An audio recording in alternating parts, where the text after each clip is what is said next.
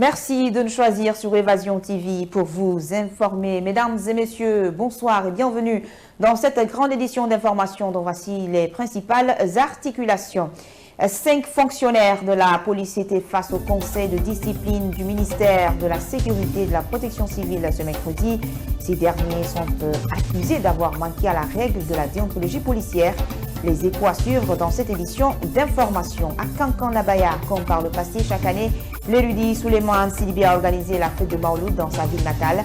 Cette année, la fête anniversaire de la naissance du prophète Mohamed Paix salut sur lui a été impulsée par l'érudit Karamoksolo dans une ferveur sereine. Les fidèles musulmans se sont déplacés un peu partout dans le monde pour venir implorer la grâce divine de Dieu dans le Nabaya profond. La correspondance de Moussa Guérédou Condé à suivre vers la fin de ce journal. C'est tout pour les titres. Dans un instant, le développement.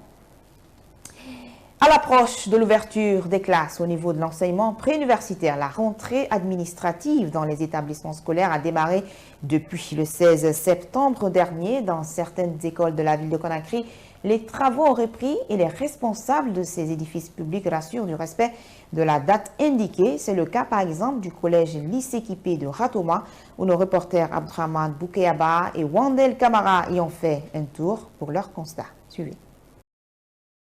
À l'école primaire Kipé2 dans la commune de Ratoma, la rentrée administrative annoncée par le ministère de l'enseignement préuniversitaire et de l'alphabétisation est respectée et les responsables de l'établissement sont à pied d'œuvre pour recevoir les élèves à la date indiquée. À une semaine de la reprise des cours, le directeur de cette école dit qu'ils sont à 90% prêts à recevoir les élèves. La rentrée administrative qui était prévue pour le 16 septembre, c'est toujours prévu, ça a été respecté. Nous avons déjà ouvert les portes des écoles depuis le 16 septembre, lundi passé. Et les préparatifs vont bon train. Là où je vous parle, nous avons à l'école primaire de Kipé2, j'ai déjà réparti les élèves dans les différentes salles de classe. J'ai réparti les maîtres dans les différentes salles de classe, puisque nous, en groupe pédagogique, nous sommes en train de faire l'assainissement. Ça ne peut pas finir, mais nous sommes au moins à 90% pour recevoir les enfants pour le jour convoqué pour la rentrée des classes. Néanmoins, cette école primaire est frappée par un manque criard de tables-bancs, ce qui freine le fonctionnement de certaines salles de classe, selon le directeur de cet établissement. Oui, bien sûr. Ça me fait au moins presque 6 à 7 ans que j'ai toujours demandé une aide, puisque l'État ne peut pas tout faire. Mais s'il y a des bonnes volontés des personnes ressources, nous leur tendons la main pour nous épauler, pour aider l'école primaire de Kipé2 à avoir des tables-bancs. Là où je suis en nécessité de 300 tables-bancs. Donc j'ai au moins 9 salles qui ne fonctionnent pas, parce que je suis en manque de table-banc. Et je sais que ce n'est pas moi seul, c'est en général, c'est au niveau de tout le pays. Mais ce qui existe, nous l'utilisons à bon escient. Donc c'est pour cela que nous sommes en train de faire des cours matin, soir. Il y a un groupe qui vient le matin et il y a un groupe qui revient le soir de 13h à 17h.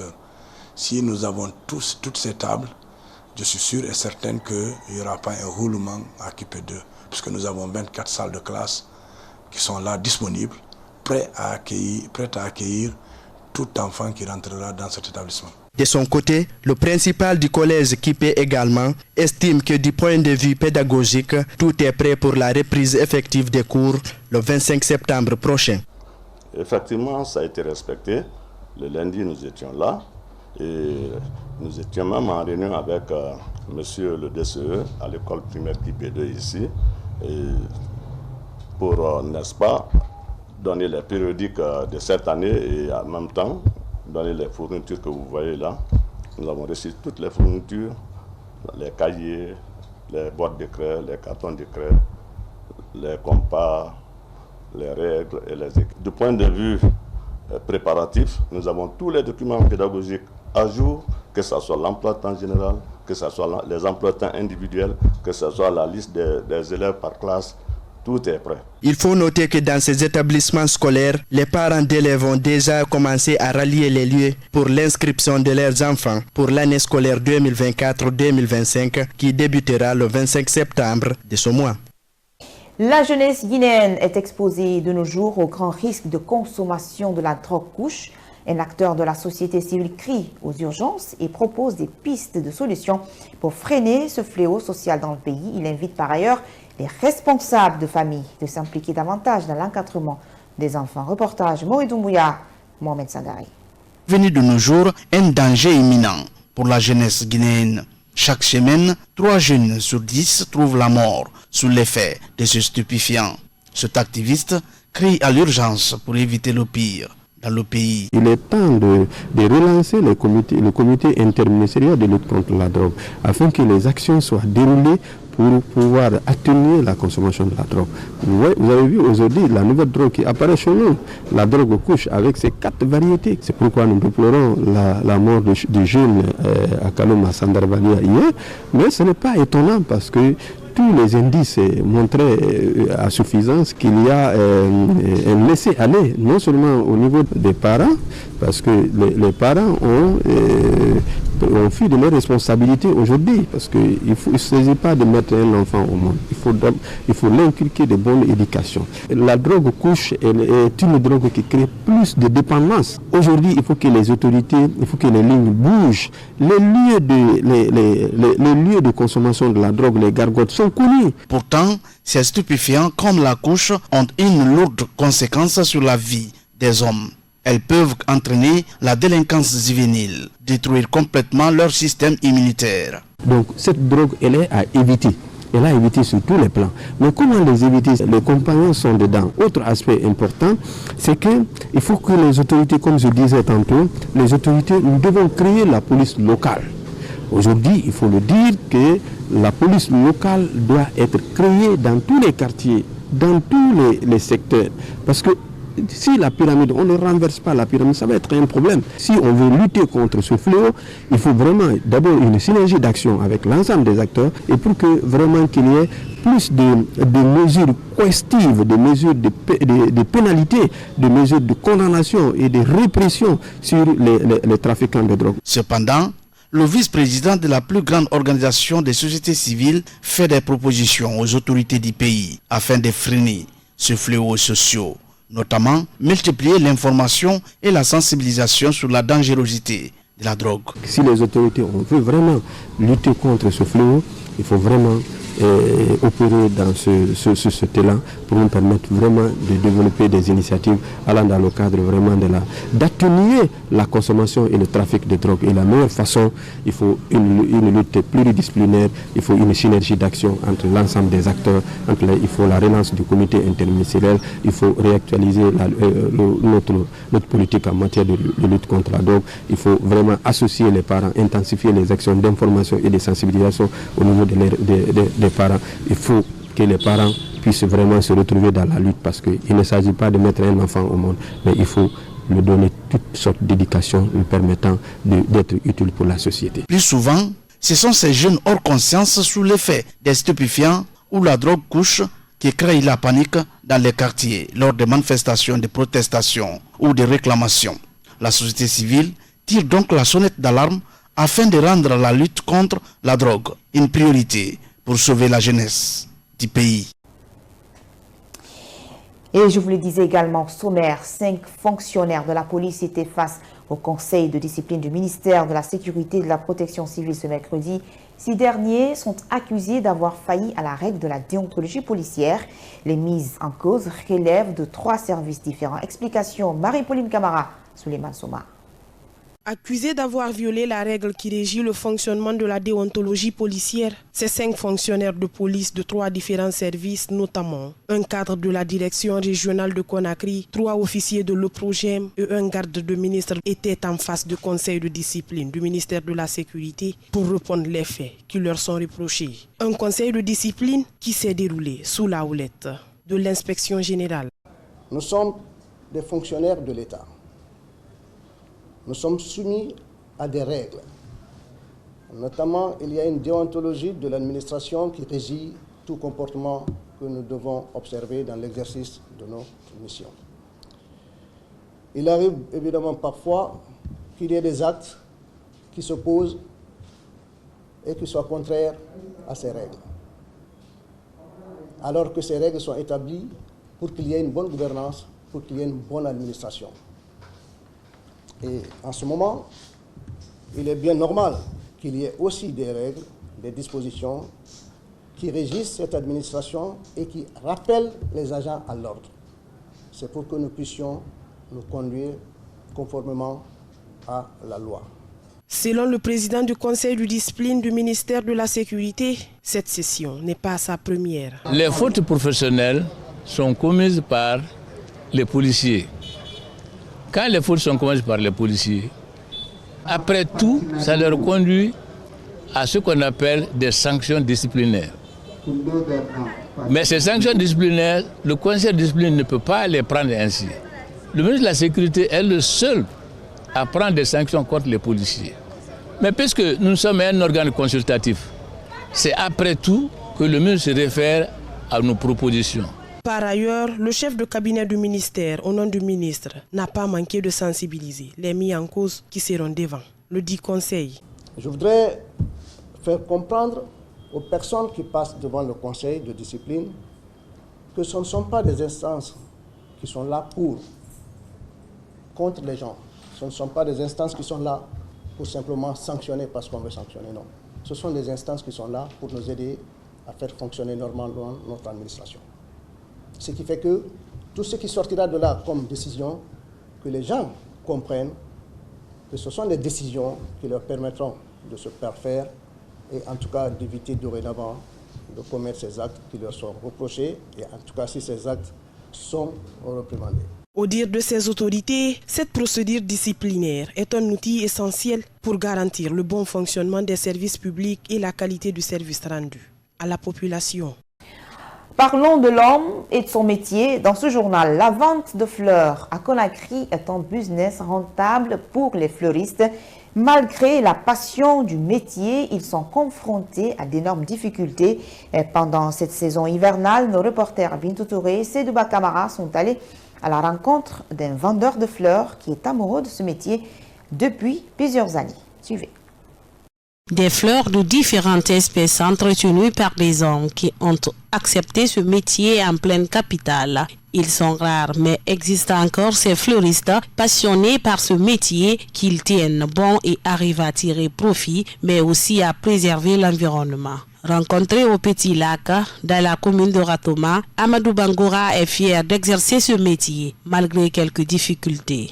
Cela fait plusieurs années que moi j'exerce ce métier et c'est grâce à ce métier que je parviens à subvenir à mes besoins et celui de ma famille. Malgré que pendant cette saison pluvieuse, les clientèles se font rares, mais je tiens le bout qu'un jour ça va aller. Au-delà du manque de la clientèle, d'autres difficultés liées au manque de place inquiètent ce fleuriste. Mon inquiétude aujourd'hui, c'est les lieux de place parce que là où je suis tout le temps, on me cherche ici. Et si on me cherche, comment je vais nourrir ma famille? Et c'est le seul endroit de vente que je connais depuis fort longtemps. Par la même occasion, il invite aussi les nouvelles autorités de lui venir en aide. Moi, je demande à l'État de m'aider ici pour qu'on me laisse faire ma vente et de m'aider aussi car on n'est pas du tout en sécurité. Les gens viennent ici la nuit pour voler nos fleurs. C'est pourquoi je demande à l'État de revoir notre cas. C'est pas sécurisé du tout. Puisqu'il n'y a pas de sous-métier, ces fleuristes luttent indirectement contre le réchauffement climatique en commercialisant ces fleurs. Sur un autre plan, les victimes de déguerpissement de Kapororaï, Kipé2 et Dimes de 1998 à 2019, enfin rétablis dans leurs droits. La cérémonie de remise du titre foncier global s'est tenue samedi dernier dans la préfecture de Koya. Ce acte des autorités de la transition guinéenne est apprécié par les bénéficiaires. Reportage Néné Amadoubari, Laura Diallo et Alassane Simakan. 2673 ménages victimes de déguerpissement à Kapororaï, Kipé2 et Dimes en 1998 et 2019 dans la préfecture de Ratoma ont été rétablis dans leurs droits. Elles vont être recasiées par l'État à Wonkifon dans la préfecture de Koya. Cette victime cache pas sa joie après ce acte magnanime du président Mamadi Doumbouya. Nous, on était franchement émus parce qu'on s'est battu à tous les niveaux. On s'est battu au niveau de la justice, auprès du gouvernement. Il n'y a pas ce qu'on n'a pas fait. Mais personne ne nous a tendu la main. C'est à l'avènement du CNRD que le général Doumbouya nous a mis en rapport avec la SONAPI qui ont bien accepté de nous écouter. Après plusieurs années de frustration, de mécontentement et de lutte sans relâche, les membres du collectif des victimes de Kapororaï, de Kipé2 et d'Imes sont enfin rétablis dans leurs droits avec la restitution d'un titre foncier global et des plans parcellaires. Le porte-parole du collectif des victimes de déguerpissement dit être satisfait. Ça fait 26 ans pour les premières victimes et 5 ans pour les dernières. Et donc après tout cela, avec tout ce que nous avons subi comme traumatisme, recevoir des documents officiels venant de l'État et de la plus haute autorité du pays, même s'il n'était pas sur place, le président de la République, le général Mamadi Doumbouya, c'est un sentiment donc de satisfaction qui nous anime, de réconfort.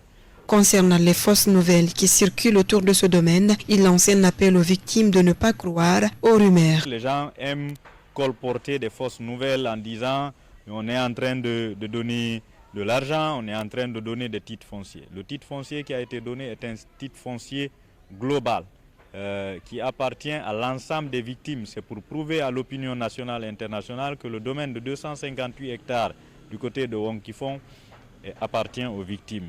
Mais il faut encore les victimes recensées. Donc ceux qui savent qu'ils sont recensés à la maison des jeunes de Nongo, qui restent tranquilles, qu'ils attendent le moment venu, lorsque l'État lui-même va faire l'aménagement du site et trouvera les autres moyens appropriés, nous leur ferons appel. Il faut noter que les autorités de la transition ont procédé à une compensation foncière en leur faveur sur une superficie de 258 hectares. Une cérémonie symbolique a été organisée à cet effet samedi dernier à Wonkifon, dans la préfecture de Koya.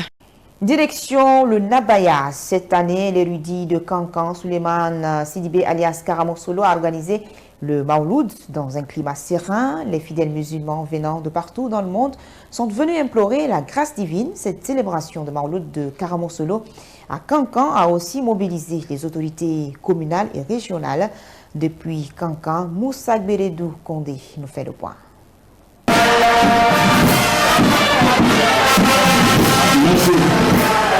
La célébration des Maoulides cette année dans la préfecture de Kankan a été succès au sein de la classe religieuse.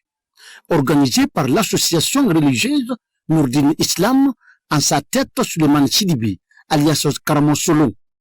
Les fidèles musulmans venus de partout ont demandé le pardon du Tout-Puissant Allah. Karamorsolo a formulé des bénédictions pour les autorités de la transition et tout le peuple de Guinée.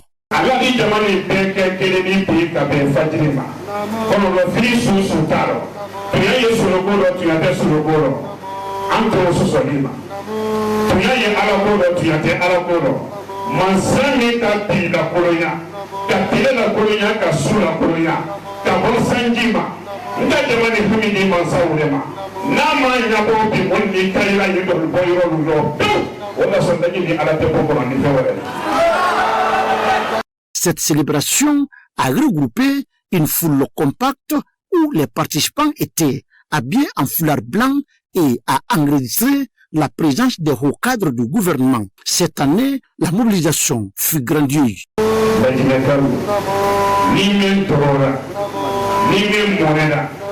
Il a tapilapa, il a sobisa lukono, sokuma lukono, ni toya kosidima, nya fonda dinaka chemana musumaine, mone te unyabola, sabari ni pende unyabola ki iba ko unyabo pengo sabari ko katanasa. Namo. Benja priorido. Namo.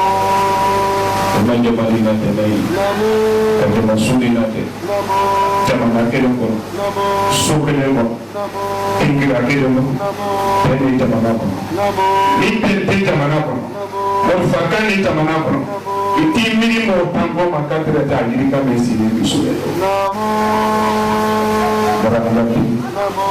Maria, Kajamanan Nakisi, Kajamanan Natanka, Kedemurifa, Kajamanan Natanka, Ongoma, Kajamanan Natanka, Yina Yinama, Kajamanan Nakisi, Lulayama, Jamanan Yelulan Tetiamena Alabulu, Rosamatilla Dinaboro Alamo.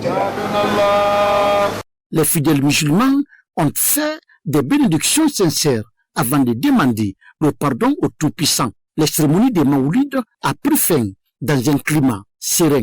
Et voilà, mesdames et messieurs, cet élément sportif met un terme à cette édition d'information. À tous, merci de l'attention et passez d'excellents moments en compagnie des programmes du groupe Évasion Guinée. Bonsoir chez vous.